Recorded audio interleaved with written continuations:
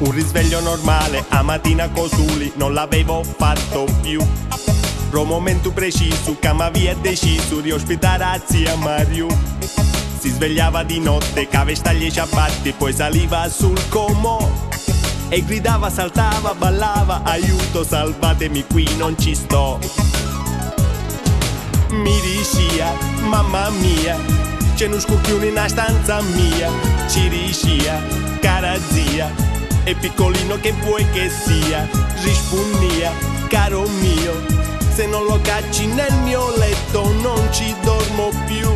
E passa un momento nuotata, cascupa puntata a guardare lassù.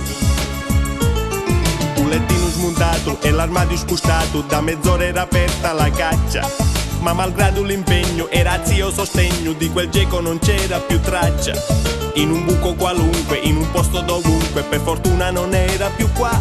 Quando credevo di avere finito, sentivo di nuovo gridare di là. Mi diceva, mamma mia, c'è una zanzara nella stanza mia. Ci diceva, cara zia, è piccolina che vuoi che sia. Rispondia, caro mio, se non la cacci nel mio letto non ci dormo più. E passavamo tutta nuotata, cascupa puntata a guardare lassù. Poi mi dissi, caro mio, perché non resti nel mio letto? Io ci dissi, cara zia, non lo faccio per rispetto. Rispondi, ma perché? Invece di giocare ancora non diventi mio. Sotto questa vestaglia da notte c'è un cuore che batte e molto di più.